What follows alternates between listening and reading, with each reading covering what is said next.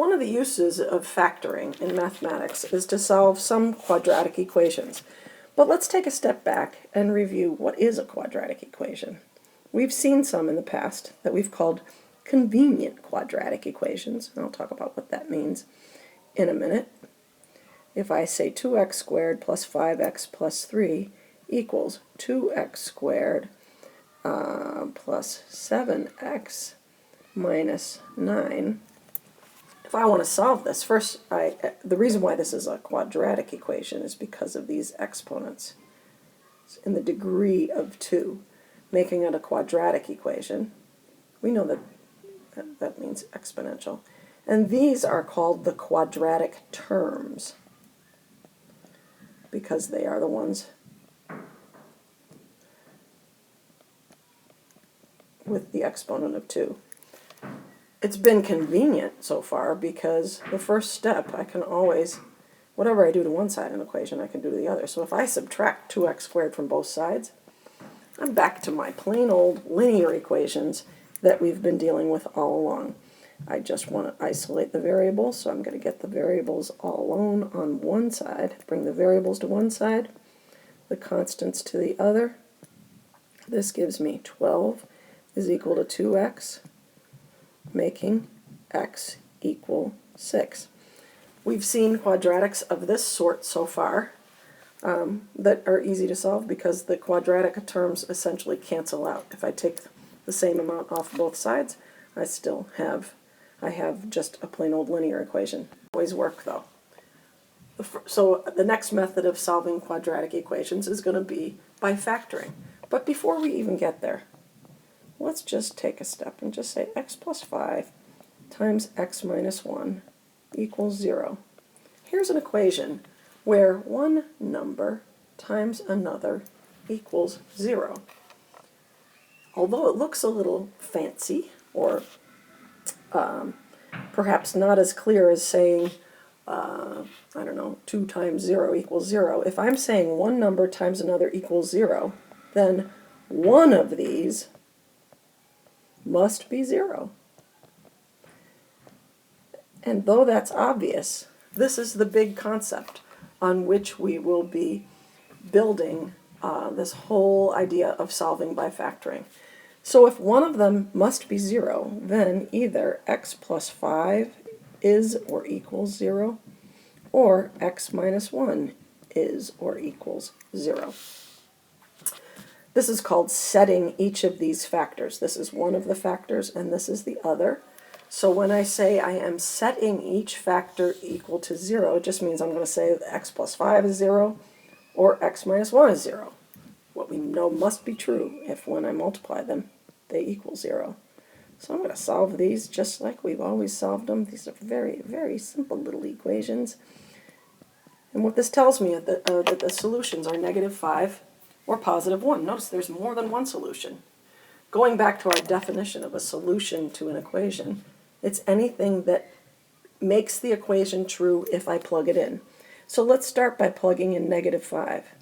-5 plus 5, I'm plugging it into this equation here. -5 plus 5 times -5 minus 1 equals 0. Well, is that true? Is 0 times -6 equal to 0? Yes, it is. So that is, in fact, a solution. I can now plug in 1. 1 plus 5 times 1 minus 1 equals 0. Is that true? Is 6 times 0 equal to 0? Yes, it is. So there are two solutions, and we write them using set notation. The two solutions to this equation are -5 and +1. We know they're solutions because we've plugged them in. So let's try another. We start out with 2x minus 3 times x plus 7 is equal to 0. Again, if this number times this number equals 0, then one of them must be 0. So I set each factor equal to 0 and solve. This gives me 2x equals 3, divide by 2, and you can keep it just as an improper fraction. X is -7.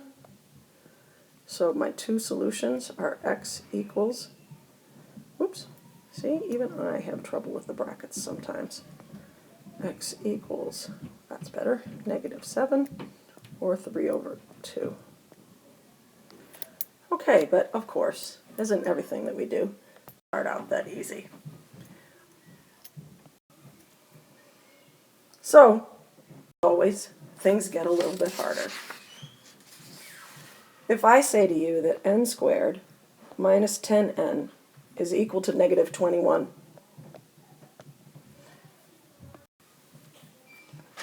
the problem here is that it doesn't equal 0. At first, students might say, oh my goodness, what do I do? Well, we've long known that whatever I do to one side, I could do to the other. So I can get one side equal to 0 by saying n squared, I can add 21, so n squared minus 10n plus 21 equals 0. Now I can factor. There's no common factor, so I've got n and n. The signs are the same, they're both negative, 3 and 7, so n is equal to +3 or +7. You know, I did this in my head, but of course you can always show the work. What if I had a thing where it says 10x squared equals 13x plus 3? Well, I want to get one side equal to 0, and I could say, I could subtract 10x squared. What I'd have, one side would be equal to 0, -10x squared plus 13x plus 3. The problem is that we're just really not used to factoring with the quadratic term being negative. So one solution to that is to multiply the entire equation by -1, which would give me 10x squared minus 13x minus 3. Or else, just going back to the beginning, probably the easiest thing to do is just tell yourself, I want the quadratic term to be positive, so I'll bring everything else over to its side.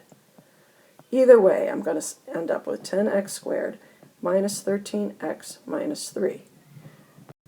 From there, I need to factor 10x squared minus 13x minus 3 equals 0. So there's no common factor. Ding, ding, ding, ding. Must guess and check because there's a coefficient, which means it doesn't multiply to 3 and subtract to 13. Instead, I have to guess. I'm going to guess 2x and 5x, and I don't know, 3 and 1. And my signs have got to be different. This gives me positive 15x minus 2, so 15x, and negative 2x gives me positive 13x. I'm almost there. Everything is right except the signs, which means all I have to do is change the signs, and I'm there. That makes this negative 15 and positive 2, which is negative 13x, so I'm there. Now I need to set each factor, I guess I don't need the parentheses, set each factor equal to 0 and solve.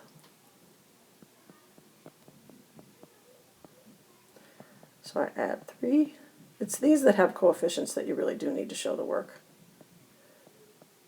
And I have 5x equals -1. So my two solutions are x is equal to -1/5 and 3 over 2. It doesn't really matter what order you put these in, but usually they go from least to greatest. So let's just summarize what we've got here. The thing I want to do is get one side equal to 0.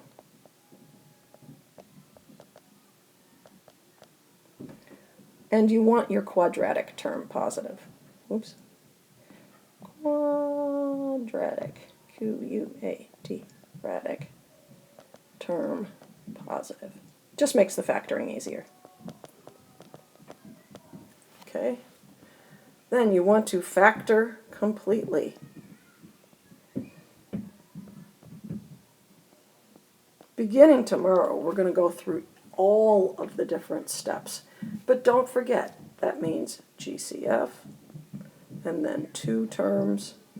You're going to be looking for a difference of squares. I probably should do one like that. 3 terms, try the try, but watch out for the ax squared. You have to guess and check. Ding, ding, ding, ding. 4 terms, you group, and you keep factoring until you're done. You're done when nothing can be broken down further.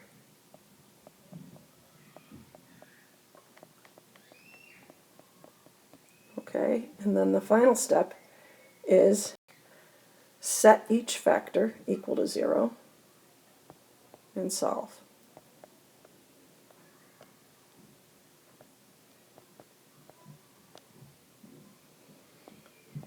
Okay, the whole thing is based on the idea, remember, that if there are 2 numbers multiply to give you 0, that means one of them must be 0. So let's just try one that looks like this. 18n is equal to 2n squared. All right, so clearly one side doesn't equal 0. This is the quadratic term, so I want to bring everything else over here.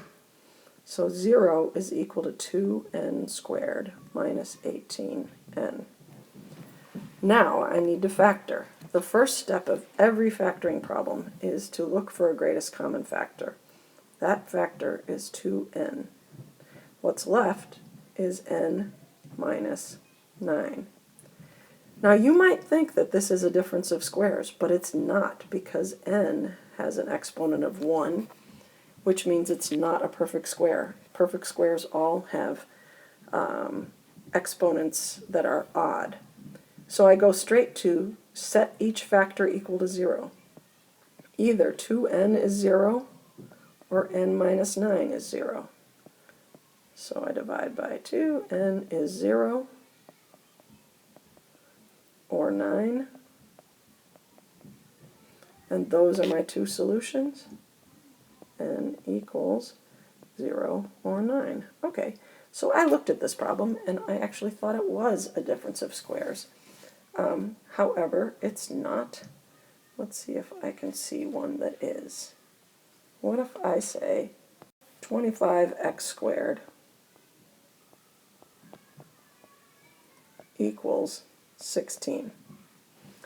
Okay, so once again, I want to make sure that my quadratic term is positive, so I'm going to go this way with the others, because that means 25x squared is positive minus 16 is 0. When I look for a common factor, there is none. There are 2 terms, so I want to see, is it a perfect square minus a perfect square? And yes, it is. So I factor that as the square root of 25x squared, square root of 4, plus and minus. Now I'm going to set each factor up equal to 0 and solve.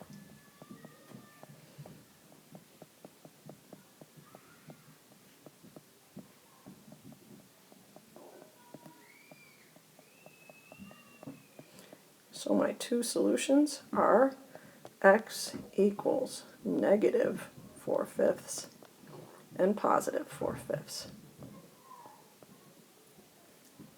No room for the bracket, really.